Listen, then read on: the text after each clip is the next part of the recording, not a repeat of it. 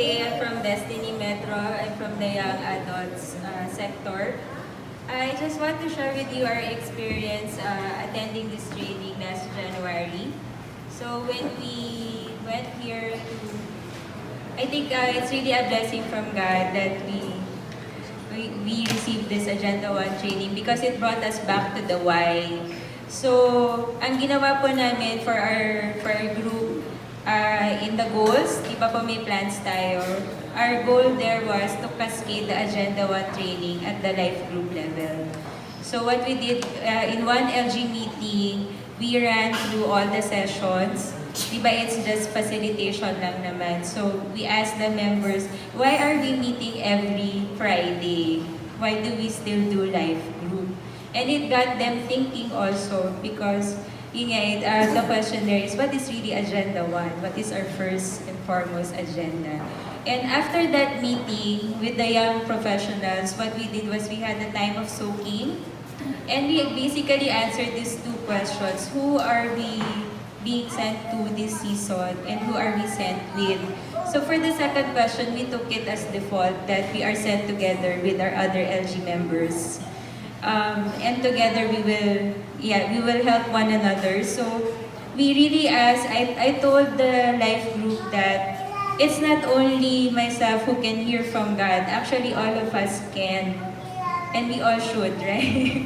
So I think the one-liner from Daddy Paul really stuck with me when he met our other leaders. He coined this phrase, he said, we need to lean. When we lean back to God, we listen. When we listen, we move. And when we move, we lead. So it all starts with leaning first and listening to the voice of the Father. Saan ba talaga tayo sinisend? And in that way, it doesn't become the LG leaders' sole responsibility to win souls. Everybody can hear from God and it becomes a personal call. So what happened there was, during the time of soaking, so that season we were, even up to now, in other LGs, just last week, I met with joint LGs in our Alabang group and Cabuyao. So in Metro, we have life groups in 7 cities out of 17 in the whole Metro Manila. So in those 2 cities, so we also cascaded this. We had a time of soaking. We played the song for the one. And that was our soaking song. And all of us, I said to them, it's okay if you only heard one name. It doesn't matter as long as you heard it from God.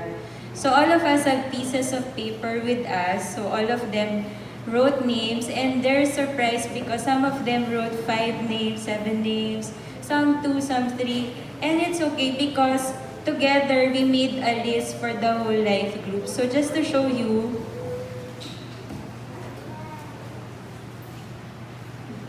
we don't know how to call it, but we termed it prayer list.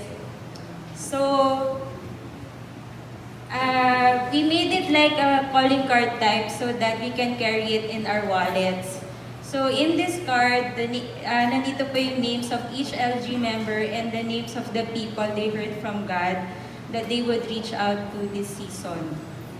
And this prayer card, we bring it with us every single day because we pray for everybody on the list as frequently as every meal. That's our commitment to one another. And 2 weeks after that, we had first-timers in our QCLG after a long time.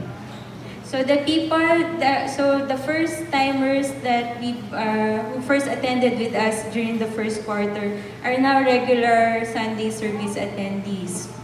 And they're even just waiting for the crossover. When we brought this down at our community, LG, missional community in Tala, so ang life group po namin doon ay they're composed of youth, we have SOD Tala, we have adults, couples.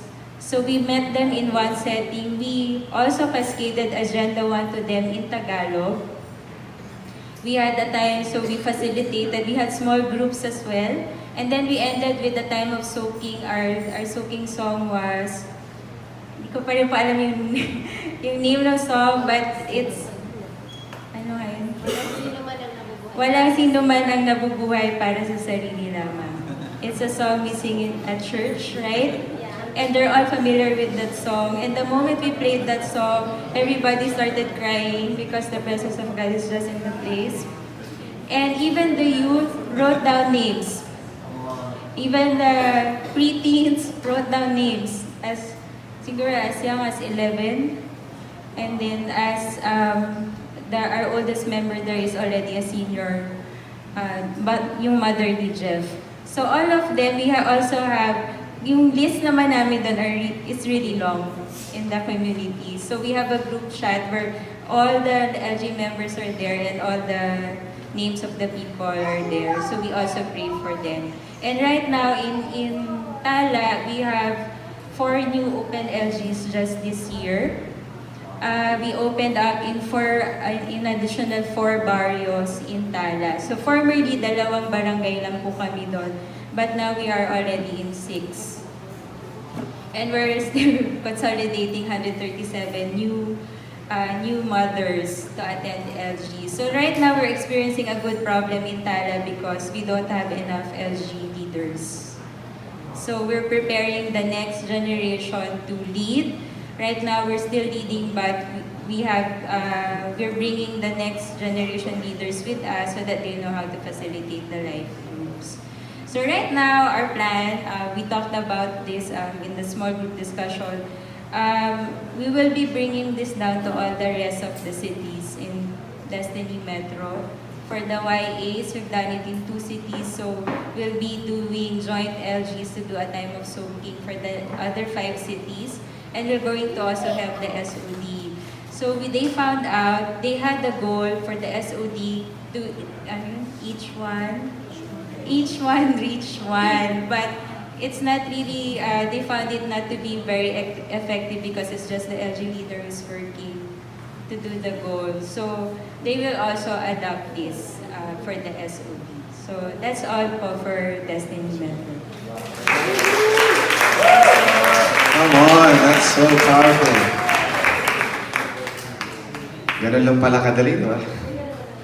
This next one, she'll share your testimony naman.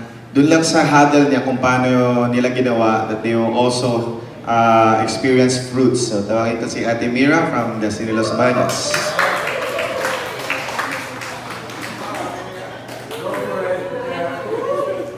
So what I will share is mostly personal testimony and also the testimony of my huddle. So actually it's 2.5 years before yung Agenda 1 came, I already asked that question sa sarili ko, to myself. Who am I sent to? Kanino ba ako? So, kasi during the SFC days, I'm sent to the college students and I preach every day actually in the streets.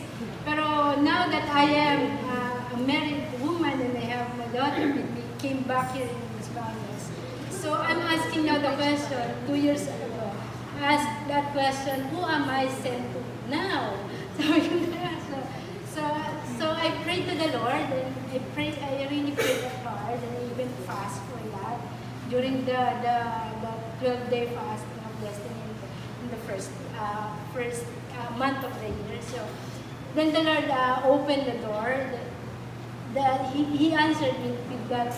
I came to look for the person with my personal peace. My personal peace. Then I found the family of Sheila and the Bell. So I started with them. And they are so anointed with how to gather people. So I used that anointing of them to gather people. So I am of teaching. So with their anointing of gathering people, I use also that anointing. So I do Bible study with them. So regularly we meet. Then every week, actually it's every week. From that day 1 of January, 2.5 years ago, we meet regularly, weekly. So from that, I am now answering when the Agenda 1 came, who am I sent with? So it's the huddle. So I pass on that question in my heart. So we are now about to go. So, and they are now ready to go kasi we are huddled during the fasting season every year. We align ourselves with what destiny is aligning, gearing up to. So when when destiny was, we are pressing in for more, we are pressing in for more. So when destiny is, we will go. So during that pressing in period, we really experience how God is using or working in our huddle. So a lot of testimonies, we really press in for more of God. So a lot of testimonies of healing, of financial breakthroughs, and many and I can give you an example of healing na yung isang nanay nung huddle namin, na-bump siya sa CR. So, ang laki ng bukol niya. When we pray, hindi niya mahawakan kasi yun sobrang sakit. So, hindi niya mahawakan yan. It's hurting her too much. So, nung pinag-pray namin, instantly, nahil yung nanay. So, then, hindi niya kasi masuklay. Then, after praying, nagsuyod pa siya.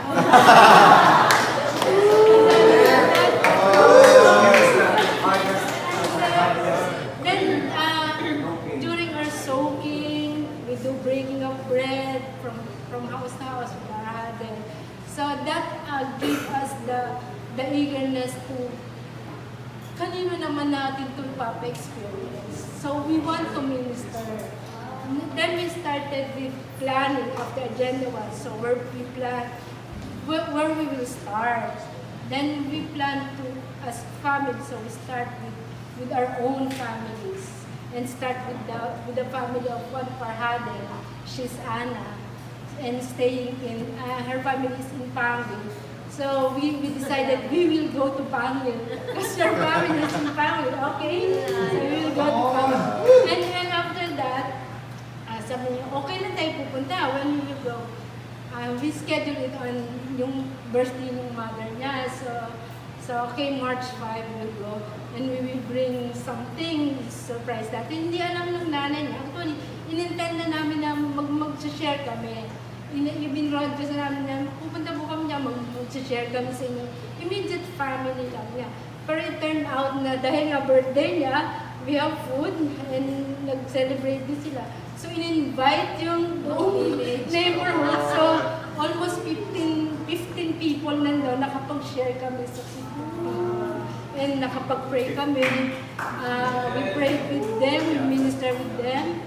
So, and sabi nila, balik naman kayo, and we even gave our Bibles to them kasi wala silang Bible. So, after that, bumalik kami. Then, then before kasi nung yung pagbalik namin, nandito si Kristen de Arpa. So, yung activation ng health experience, how to experience the presence of God. So, pinractice namin sa kanila yon. So, tuwan-tuwa sila, and even they cried kasi they experienced the presence of God. Then, yung isang mother, I lay hands on her to experience the activation. So, talagang nag-shake siya. Shake. Then, parang, sabi ko, teka, mahuhulog ka na sa hinawakan. Parang sobrang shake. So, hinuwagan ko na siya para hindi siya mahuhulog sa chair. So, yung ganon. So, with that passion, we will go, and with the strategy that Agenda 1 is teaching, now we know na it's a good tool to, first is, kanino ka isinin, and sino mga kasama mo pag isinin ka. Then, yung purpose mo, anong purpose mo? Gusto mo lang ba sila evangelize? Or you really want to minister to them? Kung ano yung na-receive mo kay Lord.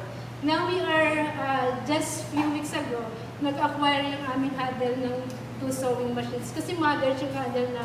So nag-acquire kami ng 2 sewing machines. And with that skill, we are planning to share din naman din sa mga i-extend pa na.